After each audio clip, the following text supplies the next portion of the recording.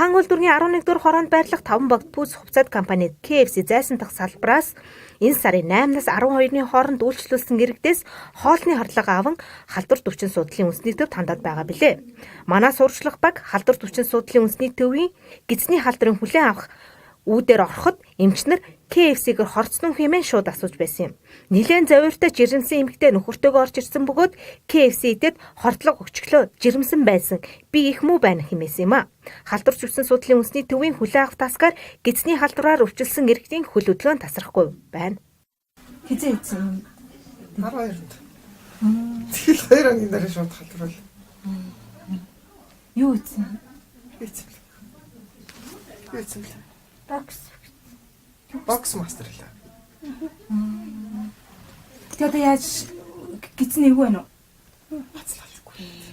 Халуурсан 38-аас 30-аас. Тэсээ өргөтөр хөдөлсөн чинь. Юу гэж бодох. Гидсний зур халдвар гэж магадгүй гэдэг. Энэ үчиж өгч юм. Тэгэхээр юм яаж мэдгүй гэдэг. Тийш уцтаж асуусан байхгүй. Хүрээдэр. Имээс хамгийн гол нь тийм дээдлэн ямар ч орцоогүй тийм да. Иш нэг өдөр авсан энэ хариуг нь асууж чи за. тэгээс нааштай. Ер нь хизэнээс юм бэ надад 10 нэг өдрийн сэжил тэгэл. тийм үү. Тэрнээс хойш. Тийм үү. Сая бол эмчнэр одоо юу гэж юм? Жошин. Гадар эмчилгээнд явж байгаа. Тэгээ шинжилгээний араа 72 цагийн дараа гэх юм лээ. Тэр хүртэл хүлээх.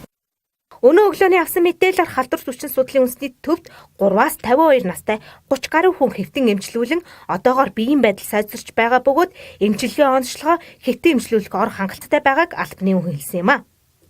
Энэ одоо гидсний халдварт өвчин учраас эхлээд одоо KFC эзэн хүмүүс өвчилж яагаад дараа нь нөгөө өвчтэй хүнээс эрүүл хүндийн ахуй хавьтлын замаар халдвар түвшнийг дамждаг замаар одоо дамжиж халдварлах эрсдэл байдаг учраас бид бол хүмүүсийг аль болох одоо хоол хүнсний бүтээгдэхүүнтэй эзэн энэ төр байх юм бол эмнэлэгт яаралтай ханд гэдэг юм л одоо хэлж байгаа юм. Танай телевизүүдээр дамжуулаад хэлэх гол одоо сэрэмжлүүлэг маань энэ. Цаашдаа одоо 1-2 суулгаж байна. Одоо гайгүй байх гэд бас орхиж болтгоо. Яагаад гэвэл эн чинь өөрөө нян вирусээр үүсдэг учраас өөрийнхөө тохирсон эмчилгээг авахгүй болвол тэр одоо удаа явж байгаа шингээ алдах ч юм уу би энэ одоо сулдах дөрөвдөх асуудал харин гардаг байхгүй юу хоолны ордох тал дээр. Тэгэхээр хоолунд KFC-тэй холбоотой одоо хоолунд идсэн ч гэдэг юм уу эсвэл биений хүргэсэн тохиолдолд эмнэлэгт хандаж одоо зөвлөгөө авч эмчилүүлэх шаардлагатай гэдгийг нэгдүгээр хэлээ. Хоёрдугаарт одоо халдварын нянгаар үүсгэдэг учраас халдвартынхаа эмнэлэгт үзүүлэх хэрэгтэй. Өөр хувийн эмнэлгүүдээр явж байгаад энэ төр их тохиолдол байна.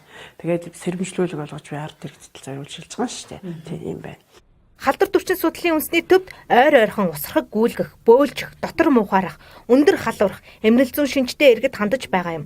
Гидсний халдвар хүндэрвэл өөрсдийнх нь эрүүл мэндэд эрсдэлтэй бөгөөд дутуу эмчилвэл эрүүл нян тээгч болдог учраас эмнэлэгт хандан бүрэн гүйцэд эмчилүүлэх хэрэгтэйг эмнэлгийн байгууллага зөвлөж байна.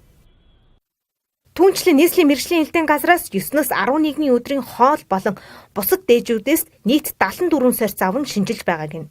Олныг хамарсан одоо ийм хордлого гэж байгаа энэ үед бол шинжилгээний явц маш нарийн, маш удаан, олон дахин ялган дүүрэлттэй хийгдэж байгаа. Тийм болохоор бид нар өнөөдөр нэгдүгээр өдрөөс хүн даваа гарагаас эхлээд шинжилгээний албан ёсны одоо яг энэ баталгаажлаа гэсэн хариунууд бол өгч эхэлнэ. Хаан үйлдвэрийн прокурорын газраас зайсан дахь KFC салбарын үйл ажиллагааг түр хугацаагаар зогсоох арга хэмжээ авсан. Түүнчлэн нийслэлийн мэргэжлийн хэлтийн газраас зөрчил хянан шийдвэрлэх тухай хуулийн 1-8 заасны дагуу зайсан дахь KFC салбарт зөрчлийн хэрэгнээ ажиллаж байгааг нь.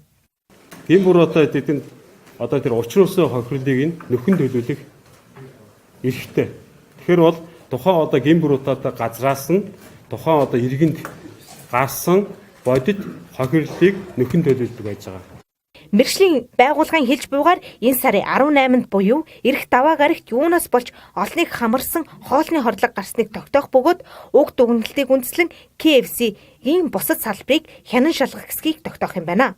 Мэдээлэл бэлтгэсэн сэтгүүл сайн буян зураглаач Жанжин Дулам.